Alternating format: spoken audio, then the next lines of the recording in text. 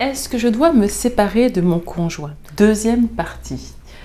Je suis Sandra Saint-Aimé, je suis thérapeute de couple et sexologue clinicienne depuis 2001 sur Toulouse et je suis ravie de pouvoir aborder avec vous cette thématique, à savoir, est-ce que je dois prendre la décision de me séparer de mon conjoint?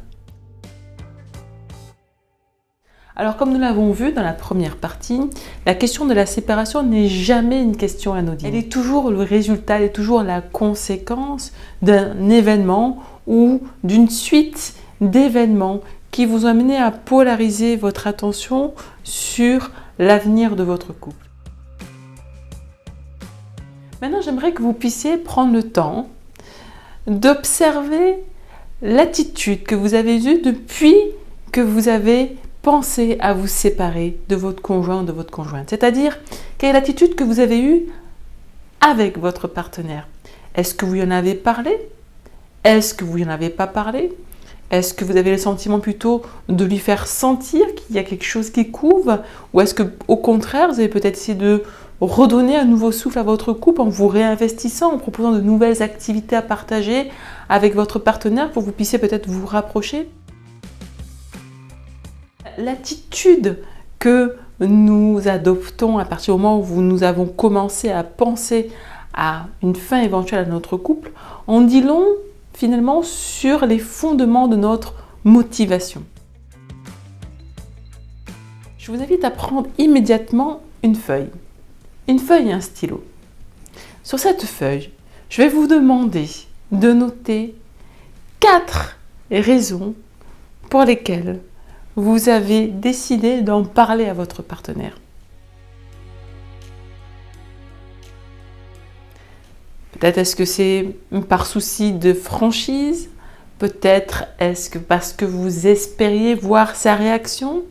Peut-être que c'est parce que vous avez peut-être déjà commencé à mettre en place des choses et que vous voulez ne pas avoir à le prendre ou la prendre par surprise. Peut-être que vous ne voulez pas décevoir l'autre, peut-être que vous voulez éviter des conflits. En tout cas, notez au moins 4 motivations qui ont été les vôtres à aborder avec votre partenaire cette idée que vous avez de mettre fin à votre couple. C'est fait? Vous avez noté? Maintenant, regardez ce que vous avez noté. Sur les 4 raisons qui vous ont poussé à aborder cette thématique-là avec votre partenaire, regardez lesquelles correspondent à des peurs. Est-ce que par exemple, vous avez noté j'ai décidé de lui en parler parce que je ne voulais pas que nous rentrions au conflit ou je ne voulais pas attiser sa colère. Regardez à nouveau dans votre liste, peut-être que vous allez vous rendre compte que certaines de vos réponses avaient pour objectif de provoquer un certain type de comportement chez votre partenaire, comme par exemple lui faire un électrochoc ou par exemple lui montrer ce qu'il ou ce qu'elle allait perdre. Et parmi toutes les idées que vous avez notées, je vous invite vraiment à identifier celles qui sont reliées à une peur et celles qui sont reliées à une intention de provoquer une réaction chez votre partenaire.